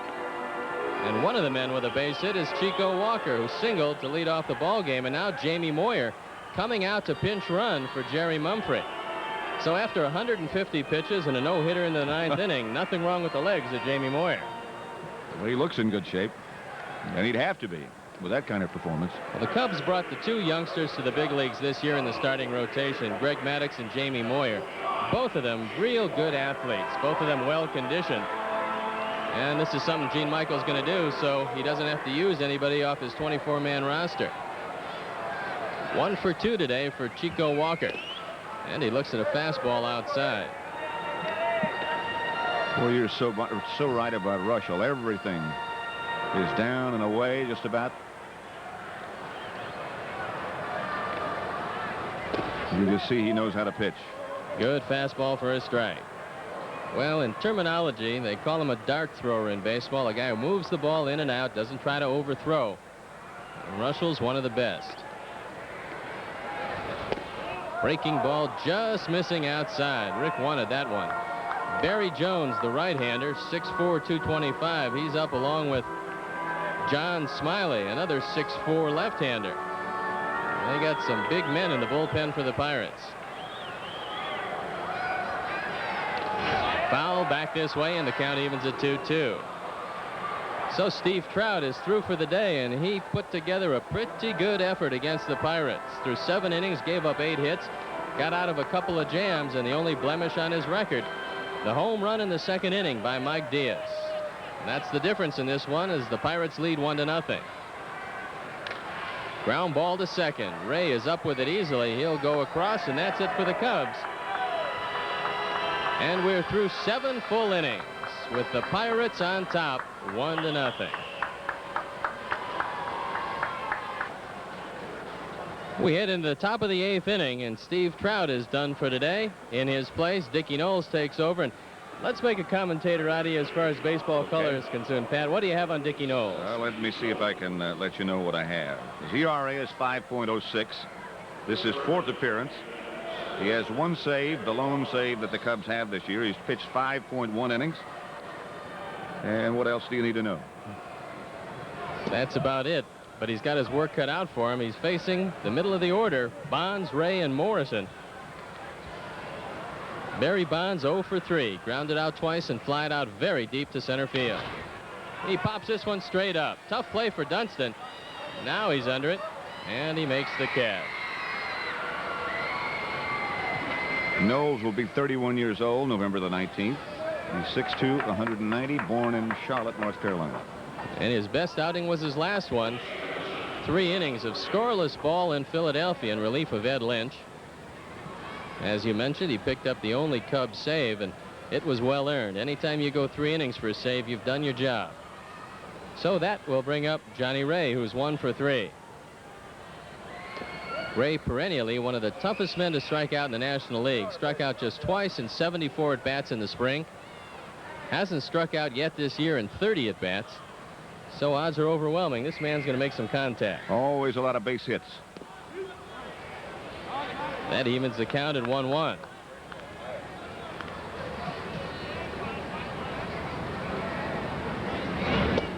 Good slider for a strike. Trout walked 2 and struck out 2 in his 7-inning stint.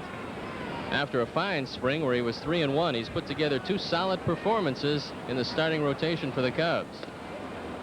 And that evens the count at 2-2. And a look at Dickie Knowles. Knowles could be a shot in the arm to this whole pitching staff if he can give them the type of relief that he gave Gene Michael in Philadelphia. Cubs looking for somebody to take over and bring the game to Lee Smith. And Dickie just could be the man. One man who's very happy about Dickie Knowles is Rick Russell, Pat. He said that he was with the Cubs and Dickie was just trying to get his life together at that point, and he couldn't be happier for the success of a man who was once his teammate. Dickie pitched in Cleveland last year, so he's been around a couple of stops. Originally came up with Philadelphia, where Dallas Green got to know him very well. Bounder to the right side. The Bull will take it himself. He beats Ray to the bag, and quickly 2 up and 2 down. That'll bring up Jim Morrison. Morrison 0 for 2, sandwiched around a base on balls in the 4th inning. All 3 at bats against Steve Trout, so he'll be looking at Dickie Knowles for the first time. And that'll bring up Don Robinson, the hard-throwing right-hander, who's viewed as the stopper by manager Jim Leyland. Robinson up and throwing in the Pirate pen. Robinson, another big guy. Robinson 6'4", 235. You know, he might be at the top end of that 235 He scale. might be. You can never tell about the weights listed here in the book.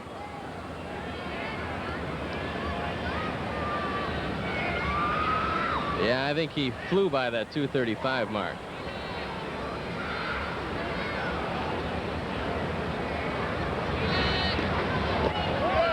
Morrison tries to check his swing. The appeal to Frank Pulley, and yes, he went around. So the count moves to 1-2.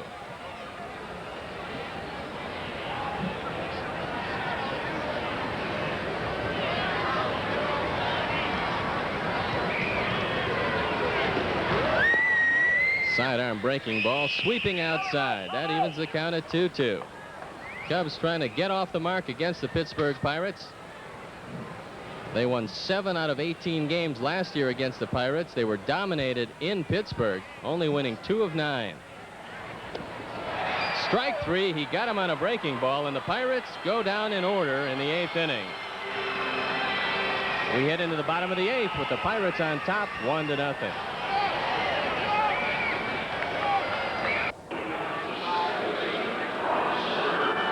We head into the bottom of the 8th inning, and there you look at Ray Miller on your left, Jim Leyland on your right, the pitching coach and the manager of the Pittsburgh Pirates, and Sandberg, Dawson, and Moreland to face Rick Russell in the bottom of the 8th inning. Lee Smith up and throwing in the bullpen for the Cubs, and the Pirate bullpen continues to work. One hopper right at Jim Morrison, and Sandberg for the 4th time today is retired easily. Russell just keeps sailing along, Pat, and as you said, he looks like he is getting stronger. He really does. And no long sleeves. There's Lee Smith. I guess there was some question about whether he would be here today due to the death of his grandmother, whom he was very close to, I heard. And we see him up and throwing in the pen. Andre Dawson looks at a breaking ball away. He's 0 for 3, and he hasn't had the ball out of the infield against Rick Russell. Outfield straightaway very deep, and the fog looks like it's ready to roll in here at Wrigley. That evens the count at 1-1. New York Mets on top in the National League East. 4-2. The Cubs 1 game back at 3-3 heading into today's action. Swing and a miss and a good breaking ball. Mike Schmidt hit home run number 498 yesterday off Ron Darling as the Mets defeated Philadelphia. Phillies will be coming in here. 498 home runs. And he hits well here, doesn't he? He hits very well here. Montreal coming in next. Cubs have a very short 2-game series against Pittsburgh, and then it's Montreal over the weekend. Arnie says it feels like he's hit 497 in this ballpark. 1-2 count on Andre Dawson. Rick Russell has been a master on the mound for Pittsburgh, giving up just 3 singles. And Dawson fouls it off. Cincinnati off to a very quick start in the National League West. They're 6-1. San Francisco is 7-2, and Houston 6-2, just a half game back. Eric Davis, a candidate for the MVP this year, hit a 3-run homer yesterday. Cal Daniels added a home run and 2 RBIs as Cincinnati defeated Atlanta 6-3. Fouled off once again. Montreal defeated St. Louis 9-4. San Francisco increased the woes of Larry Boa in San Diego. They beat him 3-2. And the Dodgers beat Houston 3-2. Pedro Guerrero with 2 RBIs, and that's got to put a smile on the face of Tom Lasorda. Guerrero, a big question mark for the Dodgers. He's had a lot of knee problems. Eric Davis does really look like the next real true superstar. Oh, he's going to do everything you have to do in this game to be a superstar. He's got tremendous power, blazing speed. He plays well defensively. He can hit for an average, drive in big runs for you. And if he stays healthy, he could put some prodigious numbers on the board. Dawson checks his swing. The count evens at 2-2. Milwaukee off to an 8-0 start in the American League East, followed by Baltimore and New York. Minnesota surprisingly 6-2 in the American League West. California 5-3, a game back. Fouled off again, and Dawson hanging tough. Brewers hit what, 5 home runs yesterday? They have all sorts of power. 5 solo home runs. They've got some guys that terrorize you. And a couple of Cubs players were laughing in the locker room before the game, saying that they got the Brewers off to a roaring start because the Brewers hit some long balls off Cub pitching this spring. You could tell that they were going to be a fine offensive club, and like so many other teams, Pat, if they can just get some pitching, they're going to have a good year. Rob Deere, Greg Brock, he's going to help. And Glenn Bragg's a fine-looking youngster. Swing and a miss. Good breaking ball by Russell, and Andre Dawson goes down on strikes. Strikeout number 4 for Rick Russell, and there you look at Rick Sutcliffe coming off a fine 8-inning performance in Philadelphia. And every time you have a good ball game, you can't wait to get out there again. And I know Rick looking forward to his next outing. Steve, here's some good news, really good news. Mickey Mantle was released from the Dallas hospital earlier today. He was admitted Sunday evening, as you probably know, after complaining about chest pains. Test on the ex-Yankee star showed no damage to his heart. And that is good news. We're all happy to hear that, and we wish Mickey well. One of the real giants of the game. 1-1 count on Keith Moreland. Moreland 1 for 3. Flied out twice to Bobby Bonilla, sandwiched around a single in the 4th inning. Outfield straight away. Leon Durham on deck. Good breaking ball over the outside corner, and the count moves to 1-2. Russell painting the corners inside and outside. He's had a good sinker working for him today, and he's kept the Cub hitters off balance. Ground ball to second. Johnny Ray up with it on the hop, fires across, and the Cubs go down. 3 up and 3 down in the 8th. And we're through 8 full innings. The Mike Diaz home run the difference. The Pirates lead 1-0.